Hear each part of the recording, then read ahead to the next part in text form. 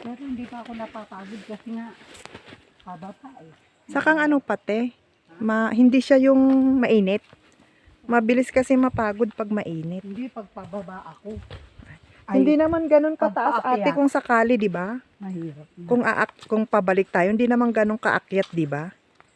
Parang slope lang siya. Hindi ganun kataas. Oo, slope lang. Yung tubig ko na kaya marami. Pinuno ko yung tubig.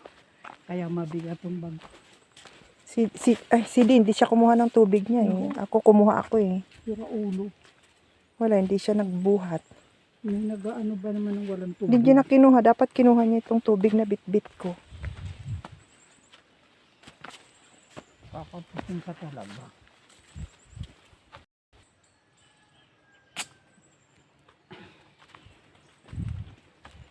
Marami pang mga maliliit na tanim nila na kape.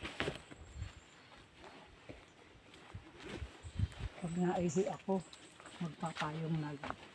Oh, wala namang CR dito eh. Oo. Nasa bundok tayo eh. Hindi ko na kayang sisin ng dati.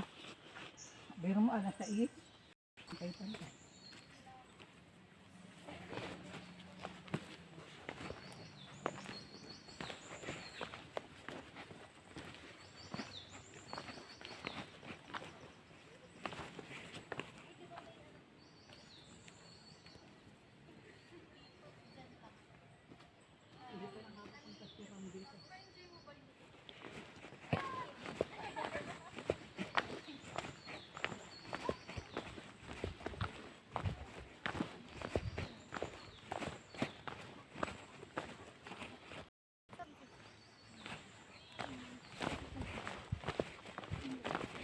O dito siguro pwedeng maglatag dito ng tent. Maluwag oh. Magandang lugar. Pantay. Yan. Tapos dito mas maganda. Mas maluwag.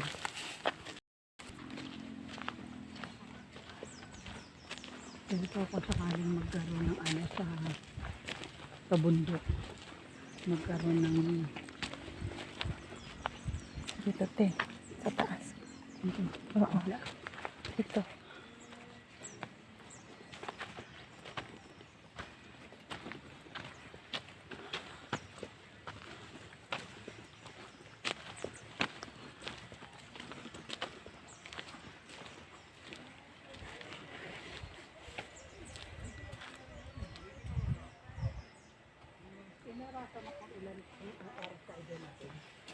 Ay, mga tuhod ko. please pahinga tayo dyan te.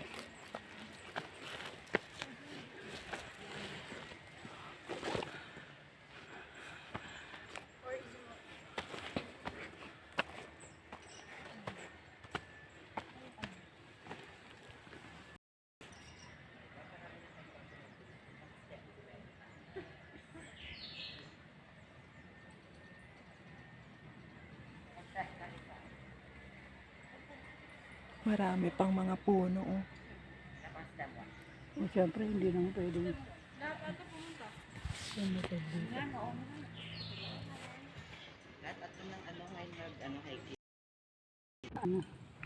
Mataas pa na itong naana natin. Taas na ate, hanggang doon na sa tuktok. Pero at least pababa lang naman. Oh, mayroon pa naman umaakyat oh.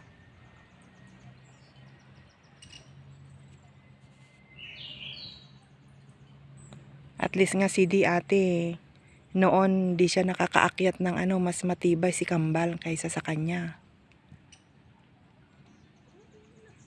Doon na nga lang sa may pinuntahan nila. Okay, ito sa akin, may hawakan. Oh, sakto. May sarili kang may sarili kang puno na. Parang si sino ba 'yon? Yung nagpunta sa Nineveh. Meron siyang puno na tas namatay. Nagalit siya kay God. Pero sa totoo lang, hindi na lang ako kumibo. Meron. Kaya lang, hindi naman agad sinusumbong ng kasi magagalit din sa kanila. Oo. Ng mga Pero dinadalaw nila, pinagsasabihan. Katulad si Glo. Hindi siya Kasi baka nag-church. pati ako, sabing nasa Hindi naman ako nagugutom. Kaya nga